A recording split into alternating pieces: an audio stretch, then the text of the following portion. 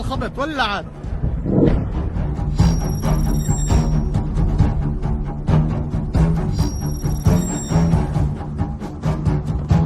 สำนักข่าวเพรสทีวีของอิหร่านรายงานว่ากลุ่มฮิซบุลลอฮ์ในเลบานอนเปิดปฏิบัติการโจมตีตอบโต้ระดมยิงจรวดหลายสิบลูกทางตอนเหนือของดินแดนที่อิสราเอลยึดครองหลังจากผู้บัญชาการระดับสูงของกลุ่มฮิซบุลลอฮ์ถูกสังหาร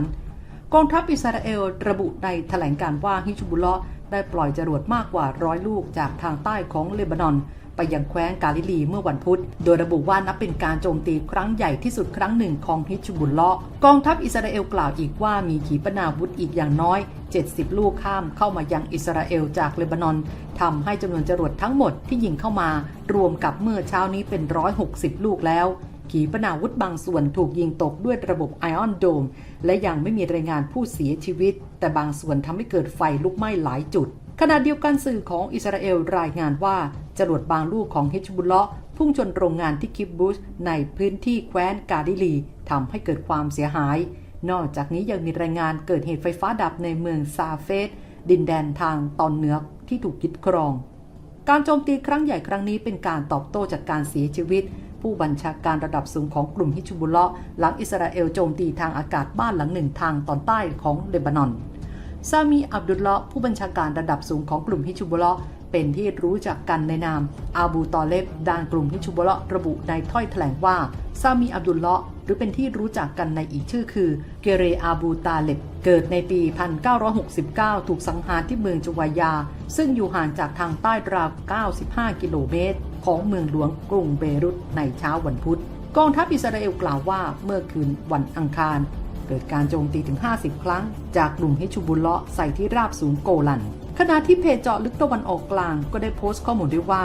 แกนนำกลุ่มฮิซบุลลอฮ์เคยประกาศกติกาไว้ว่าถ้าอิสราเอลโจมตีมาอย่างไงก็จะถูกโจมตีในลักษณะคล้ายกันถ้าโจมตีทหารฮิซบุลลอฮ์ก็จะโจมตีทหารอิสราเอลเท่านั้นแต่หากอิสราเอลโจมตีพลเรือนฮิซบุลลอฮ์ก็จะโจมตีพลเรือนบ้างเช่นกันเพราะเวลาที่อิสราเอลคิดจะทำอะไรโหดร้ายทารุณมักกันก็ห้ามไม่ได้ต้องคุยด้วยภาษาจรวดและโดรนเท่านั้นขณะที่เพจยังได้โพสต์ข้อมูลรัวๆอีกว่าฮิซบุลลอฮ์เริ่มยกระดับยิงจรวดใส่ตอนเหนืออิสราเอลมากกว่า100 ลูกในคลิปจะเห็นว่าถูกสกัดเป็นส่วนใหญ่ฮิซบุลลอฮ์ใช้กลยุทธ์นี้ในการเล่นงานไอรอนโดมพูดง่ายๆตั้งใจยิงไปให้สกัดนี่แหละรอให้จรวดทาเมียของไอออนโดมเกลี้ยง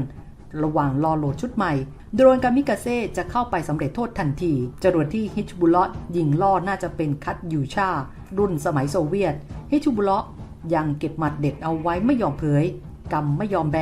อิสราเอลก็ยั่วยุให้เผยหมัดเด็ดเพื่อจะไปแก้มวยแต่ฮิซบุลลอฮ์ก็เผยอาวุธรุ่นใหม่ๆน้อยมากอิสราเอลรู้ดีว่าฮิซบุลลอฮ์มีมิสไซล์ความแม่นยำสูงหลายหมื่นลูก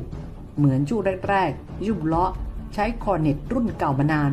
เพิ่งจะมาเผยจรวดนำวิธีต้านรถถังรุ่นใหม่อย่างอัลมัสเมื่อไม่กี่เดือนก่อนและหลังจากนั้นอัลมัสก็กลายเป็นฝันร้ายของตชด.อิสราเอลเมืองซาฟัดและทาบาเรียทางตอนเหนืออิสราเอลกลายเป็นตะบนกระสุนตกสื่ออิสราเอลเผยนี่คือครั้งแรกนับตั้งแต่ปี 2006 ที่อิสราเอลยิงจรวดถึงน่านฟ้าของเมืองทาบาเรียและแม้ว่าไอออนโดมจะสกัดได้แต่ช่องว่างเวลาระหว่างการโหลดจรวดชุดใหม่แทนชุดเก่านี้ก็มากพอที่จะปล่อยโดรนไปจัดการได้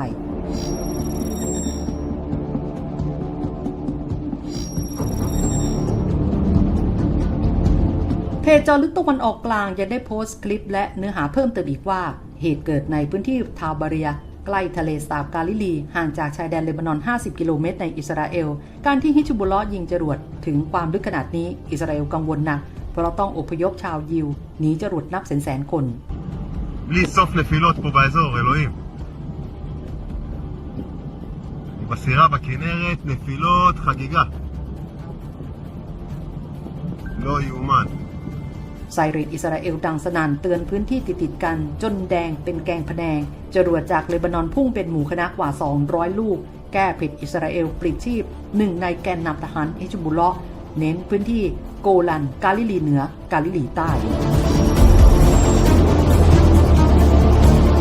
ในคลิปนี้ฝ่ายอิสราเอลเป็นคนถ่ายไว้ค่อนข้างชัดเจนว่าไอออนโดมที่ยิงจากฐานทัพบนเขา